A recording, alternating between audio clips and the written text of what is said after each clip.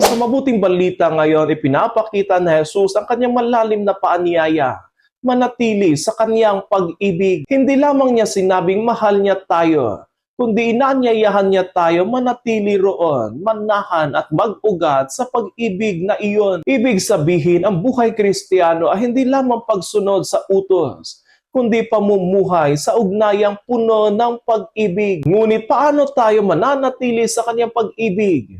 Ipinakita ni Jesus ang paraan sa pamamagitan ng pagsunod sa kanyang utos. Hindi ito pagsunod dahil sa takot, kundi pagsunod na bunga ng pagmamahal. Tulad ng isang taong tunay na nagmamahal, ginagawa niya ang tama hindi dahil pinipilit siya, kundi dahil gusto niyang manatili sa relasyon. Kaya ang pagsunod ay hindi pabigat, kundi ito ay isang daan upang manatili sa pag-ibig ng Diyos. At ano ang bunga sa pananatili sa pag-ibig?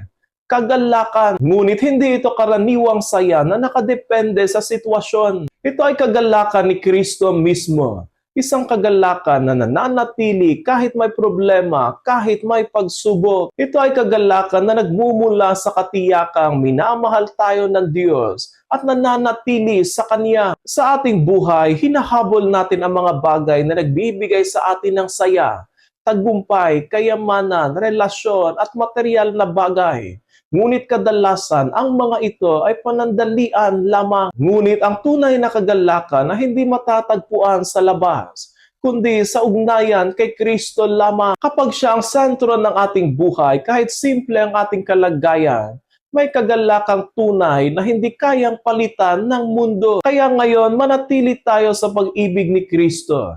Isabuhay ang kanyang mga utos bilang tanda ng ating pagmamahal sa Kanya at tanggapin ang kagalakan na sa Kanya lamang nagmumula.